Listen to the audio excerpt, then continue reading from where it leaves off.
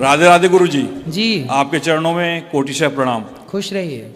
गुरु जी, मेरा प्रश्न है, धर्म क्या क्या अर्थ है और अर्थ का क्या धर्म होना चाहिए? धर्म, अर्थ, काम, मोक्ष, 4 पुरुषार्थ होते हैं। सबसे पहले धर्म हो। धर्म किसे कहते हैं?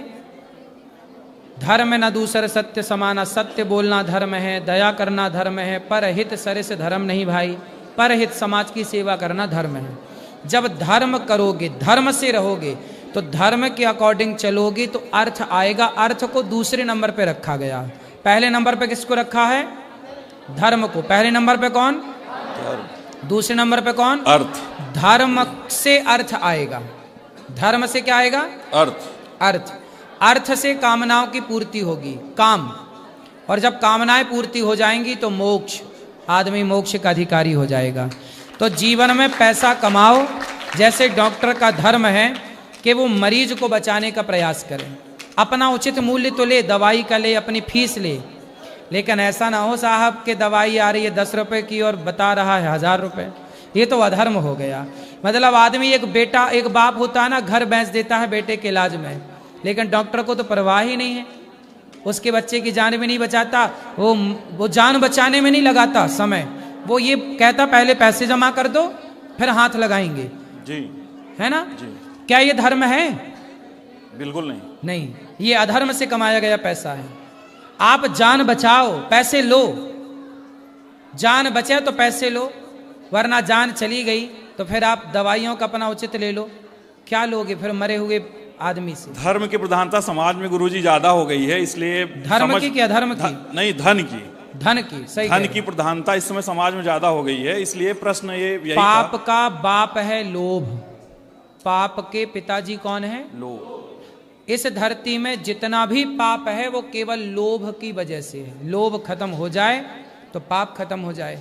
इसलिए व्यक्ति को कहते ना हमारे संत जन, ऋषि मुनि, हमारे शास्त्र, कि सबसे बड़ा धन है संतोष। जितना मिले उतने में क्या रहो? संतोष, प्रसन्न, खुश, संतुष्ट रहो। आजकल लोगों के पास संतोष नहीं है, जबकि संतोष होना चाहिए। इसलिए आपके भीतर संतोष हो, हमारे भीतर संतोष हो, इनके भीतर संतोष हो, तो हम अपने भीतर करें, बाकी तो भगवान सबको कृपा करेंगे। सत्संग सुनेंगे तो आ ही जाएगा। इसलिए सत्संग सुनोगे तो सब चीजें हम बताते हैं कथा में। एक व्यक्तिगत सवाल था आपसे गुरुजी, अपने बालों की देखभाल कैसे करते हैं? बहुत खूबसूरत हैं, बहुत घुघराले हैं हेयर।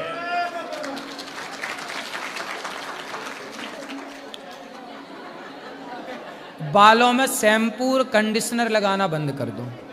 क्या लगाएं? कैसे धोएं? हम अपने बाल कैसे धुलते हैं? बेसन है सबके घर में जी।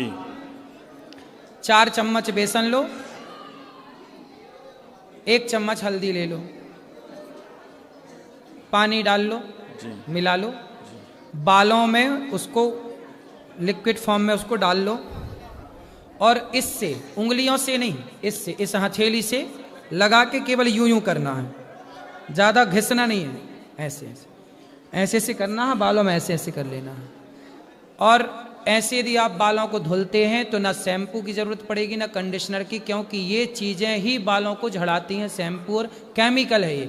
सबसे पहले हमें अपनी बॉडी को केमिकल से फ्री करना है, ना बाल झड़ने की समस्या होगी, ना बाल रूखेपन की।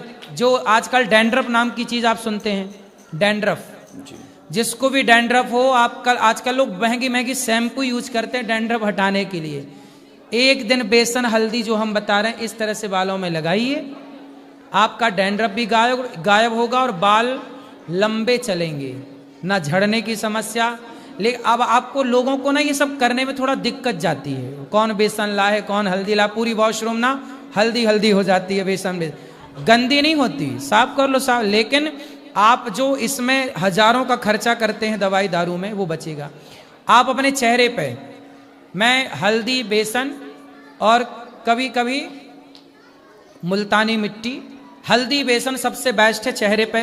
कोई वो चेहरे पे कौन सा क्या लगाते हैं? साबुन लगाते हैं, और क्या लगाते हैं? Scrub, face wash. कोई फेस वॉश की जरूरत नहीं है। हल्दी बेसन से इतना बढ़िया चेहरा साफ होता है बाल साफ, पूरी बॉडी।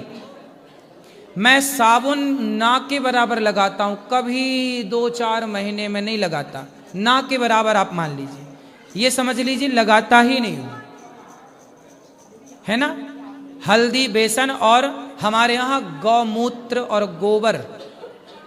आपको पता है गोबर से जब अभी भगवान नारायण की प्रतिष्ठा हुई, लोग हंसते हैं, लोग मजाक उड़ाते हैं, हमारे सनातन धर्म में ये विडंबना है। अभी भगवान नारायण की यहाँ पर प्रतिष्ठा हुई तो प्रतिष्ठा में भगवान नारायण को, माता लक्ष्मी को गोबर से स्नान कराया गया। ये विधान है प्रतिष्ठा में। जब भी आपके घर कभी प्रतिष्ठा होगी, बड़ी प्रतिष्ठा, तो उसमें गोबर से स्नान कराने का विधान है, गौमूत्र से स्नान कराने का विधान भगवान को है। तो हम इंसानों की तो छोड़ दीजिए। गुरुजी मेरा गुरुजी, हमको जैसे थोड़ा दिमागी प्रॉब्लम है। क्या दिमाग बाहर आ जाता है? नहीं, जैसे कभी कभी ठीक रहता है और कभी कभी जैसे लगता है कि किसी के मार दे, किसी के कुछ कर दे, जैसे। तो पति को मार तो नहीं देती हो? जी नहीं। फिर तो दिमाग खराब किस तरह से है? जैसे अपने आप ठीक रहेंगे, जैसे झंझनाहट टाइप के अपने आप लगेगा कि सब मानो बिखरा पड़ा है, चाहे ये चाहे वो। योग किया करो, योग।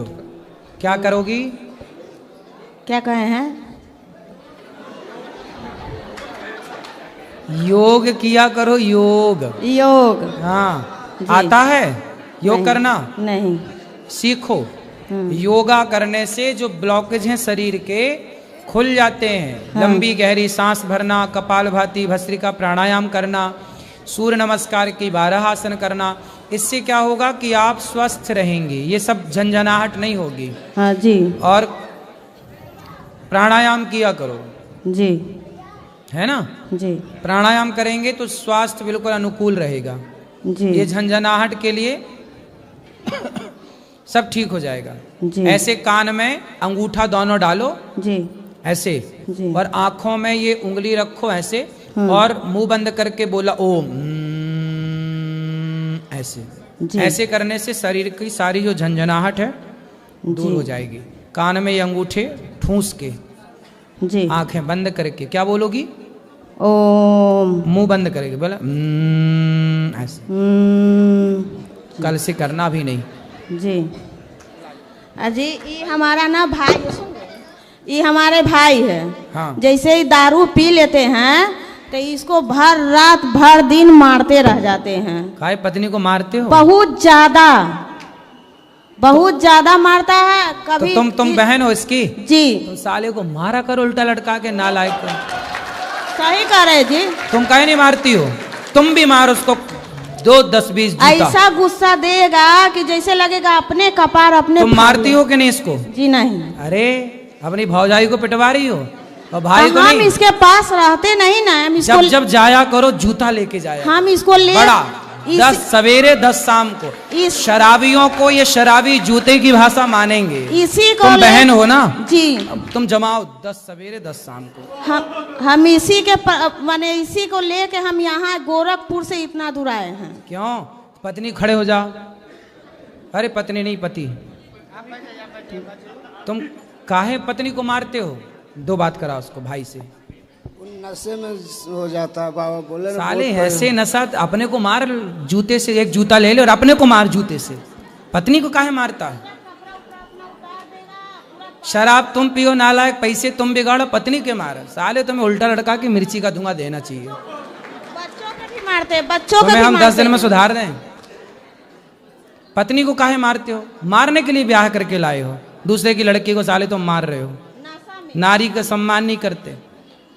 तुम्हें कोई मारे साले कैसा लगेगा?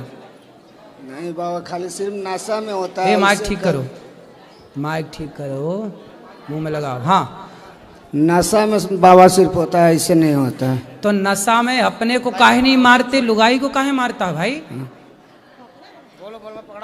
पत्नी को क्यों मारते हो? ऐसा कैसा नशा कि पत्नी अपने आप को भी हो जाता है, अपने आप को भी लगेगा कि कपार फाड़ लूं, क्या करूं, मर जाऊं, कुछ भी हो जाता है।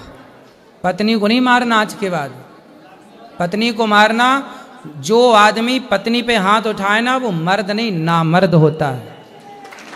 हिजड़ा होते हैं वो लोग जो पत्नी पे, नारी पे क्या अरे हाथ उठाना है साले, आतंकवादियों पे हाथ उठाओ, देशद्रोहियों पे हाथ उठाओ। अबला नारी जो तुम्हारे भरोसे आई है, जो तुम्हारे लिए मांग सजाती है, तुम्हारे लंबी आयु की भगवान से प्रार्थना करती है, तुम्हारे लिए करवा चौथ रखती है, तुम्हारी आरती उतारी है, तुम्हें परमेश्वर मानती है, तुम उसे मारते हो, तुम्हें शर्म नहीं आती?